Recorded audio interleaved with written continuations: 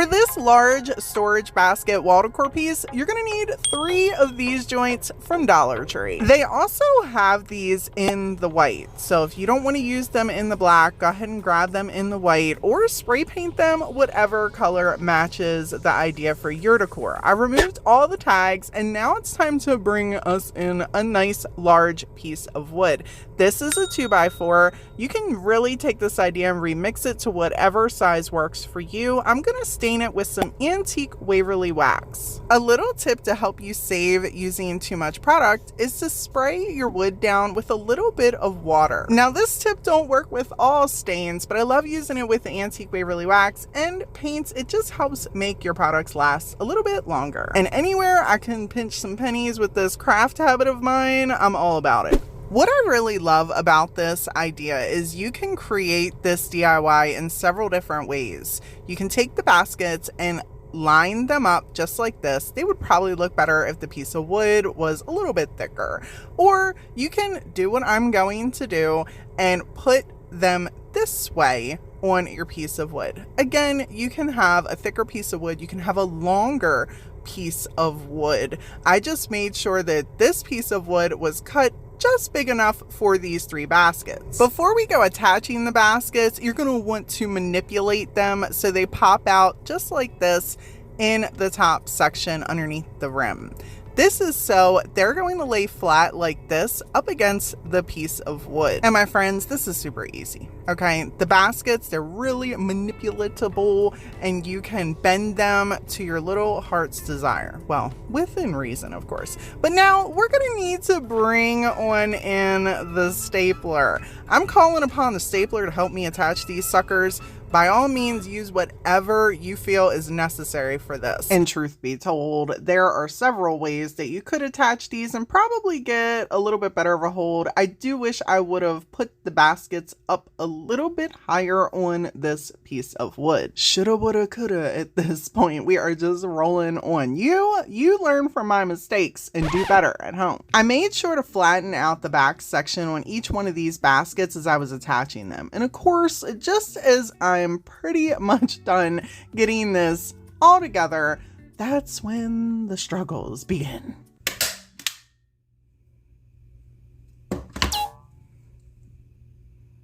Just had to be one, right?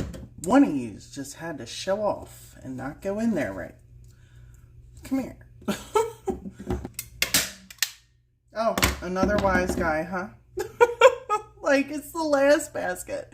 It's the last basket, and now we're gonna have problems.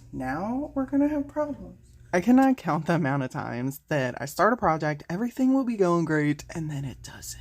There's always that one. You know what I'm saying? I'm using these sawtooth hammer and hangers for our hangers on the back of our project. They are linked down in my Amazon affiliate link down in the description box for anyone interested. And people, if I'm being 100% honest with you, you want to make sure that you're not putting too much weight in these baskets. For an example, let's say you want to use it for fruit or vegetables, maybe 3 apples or onions, at most 4, and that really depends on how well you have them attached to whatever you're putting them on. This idea would also be amazing to store tons of light craft things in, but I'd be careful with anything too heavy. For this hanging wall decor piece, you're gonna need one of these from Dollar Tree and one of these from Dollar Tree. I mean, really use whatever word you want. I just happen to have this one in my stash, and honestly, look at it. If it's kind of perfect right in the center of this. And some nautical rope. Grab yourself some nautical rope or twine if you want. I'm using nautical rope. I am a glutton for punishment with this rope. It's kind of a long story. I'll link that video down in the description box. Anyhow, I used the rope for the hanger and kept the rope completely intact and tied it right on the edge of the corners on the top of our wall decor piece. And it worked out pretty great. There's a bunch of ways that you could attach this galvanized metal sign, but I just figured I'm going to utilize the holes that are actually in here. Sometimes hot glue isn't the best thing for the job. I had this bendable wire in my stash and I use it for like little floral pieces or projects like this. I just cut a teeny piece and I made it into the shape of a U, fed it through the little hole that was already there, and then just twisted it like 2 times on the back of the piece. I made sure to like take a second and place it in the right spot, so this way it wasn't going to be moving around once I did the little twisty in the back, and then took my wire cutters and clipped off the excess that was on here. And then I did the same thing for the other hole.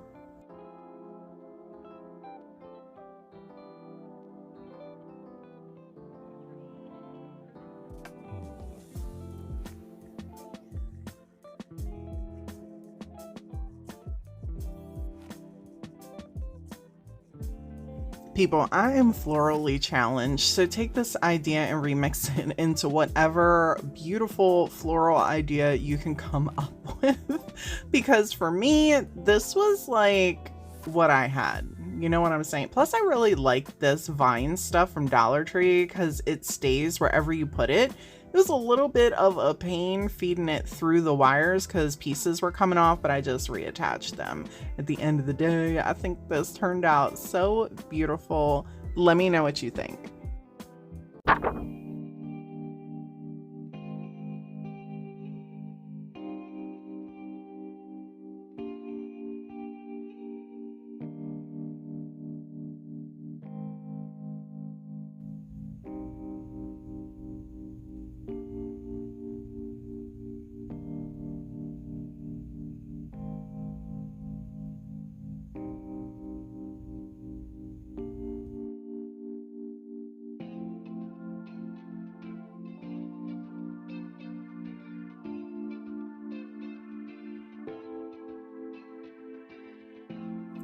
This beautiful tabletop decor piece is going to be brought to you by this Dollar Tree basket. I love these baskets. I don't always see them at my stores, but I grabbed a bunch. So now we got some in the stash.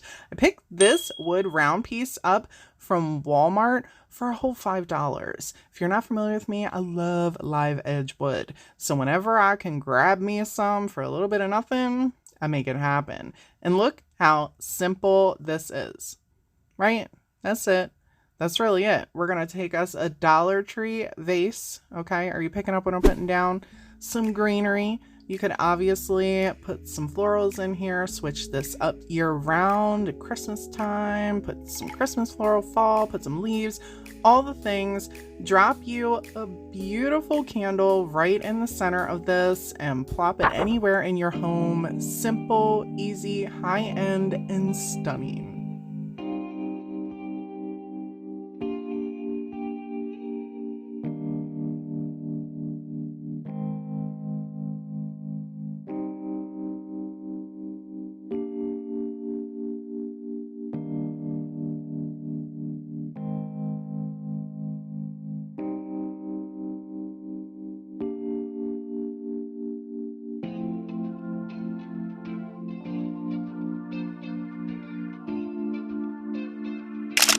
This easy decorative tray can really go anywhere in your home. And these, don't they look like a basket? It says tray, but they look like a basket to me. Anyhow, it's a basket to me.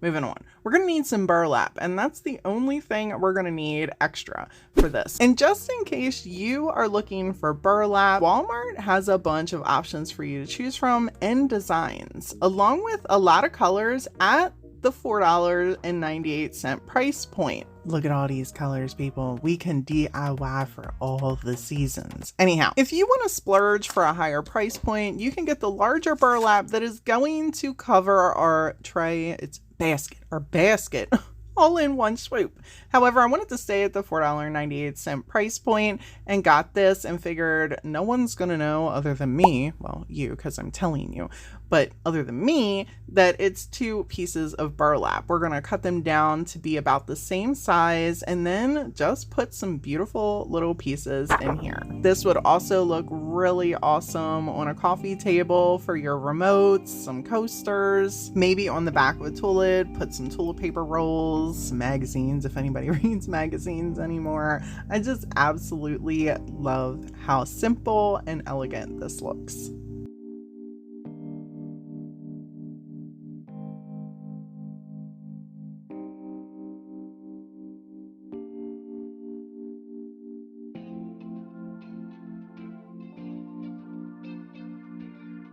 For this tabletop storage basket set, we're going to need a couple components, starting with one of these baskets from Dollar Tree. One of these wood pieces from Dollar Tree, and it could really be any piece of wood, just make sure it's thick and sturdy. We're also going to need a top, and I'm choosing to use this little live edge piece from Dollar Tree, mostly because I know these cup holders, they're going to be able to go through and hold on to be able to hold a little bit of weight on them. I'm using a square dowel. I either grabbed this from Home Depot or from Hobby Lobby, maybe even Walmart, because they've been selling stuff like this recently. But you're gonna need some sort of dowel for the middle of this piece. Choose wisely, my friends, and make sure it can hold a little bit of weight, okay? First order of business is really prepping everything and removing these staples. If you've never done, it's a pain. Oh, it is such a pain. Next up, we are going to pop this bad boy out and give it a nice roundish type shape so we have some more room inside the basket. These are really easy to manipulate, so you can really shape these however you want. And since I'm going to be using this piece to store some K-cups and some coffee cups, I want to have a little bit more room in here for more K-cups. When you're happy with the size and the shape you've created, now it's time to really measure everything to size before we start busting out the tools. And first things first, we need to center this as much as we can. So I put the bowl on here, or the basket, I put the basket on here, and then took our little dowel and the top and just started kind of eyeing everything. If you need to bust out the ruler and, you know, the tape measure, I'm not going to judge you, okay? Maybe a little bit. I might, just a little bit. Next up, it is time to bring on in the miter shears.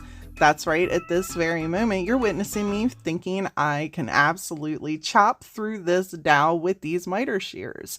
Instead, I end up putting a hole in the wall. That's right, a hole in the wall. Sweet baby raccoons. Oh. Oh, I put a hole in the wall.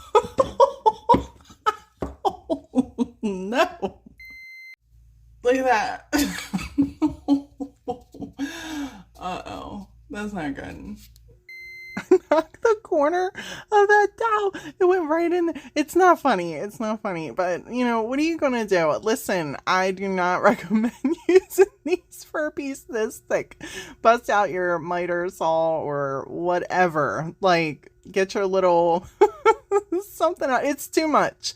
And I don't have a lot of hand grip strength as it is. So, I mean, you can see me struggling here. Like, if you got a miter box, that would definitely work way better. Me and my bright ideas. Learn from the struggles, people. When you get it all cut up, you are going to need to bring on in your drill with a drill bit. There are a couple of different ways you could go about this. I decided to use a dowel joint. You can do this a couple different ways as well. They even have little pre-made dowel joints. I like taking a thin dowel and then just chopping it down as small or as large as I need. We're only going to need a little piece like this. And then I marked the center, or what I felt was the center of our storage piece.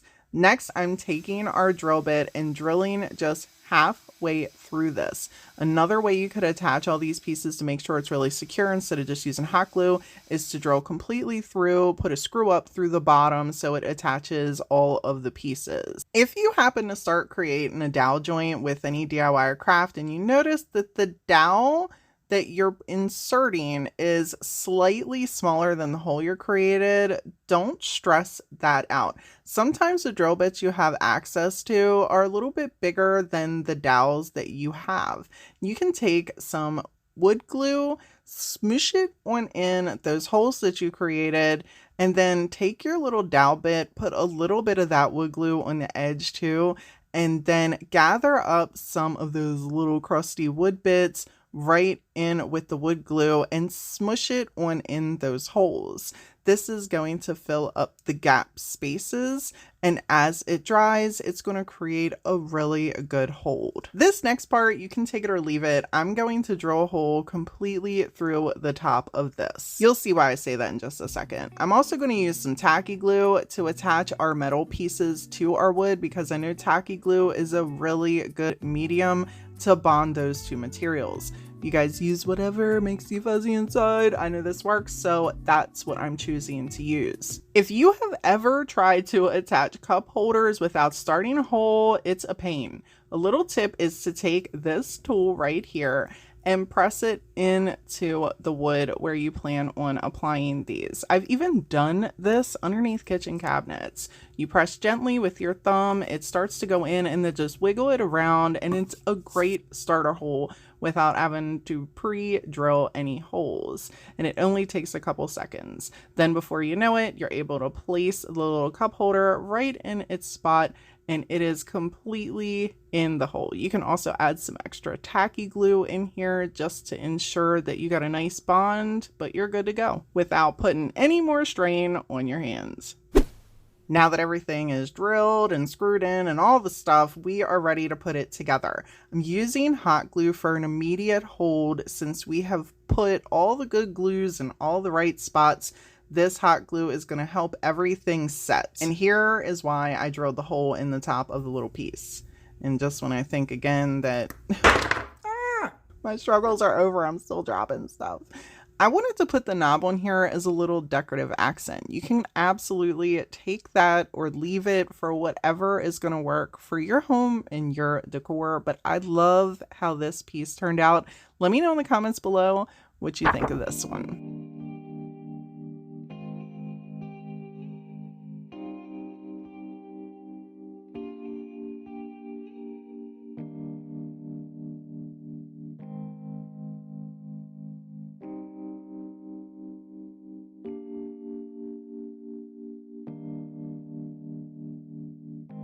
As always, people, thank you all so much for hanging out with me today, and until next time.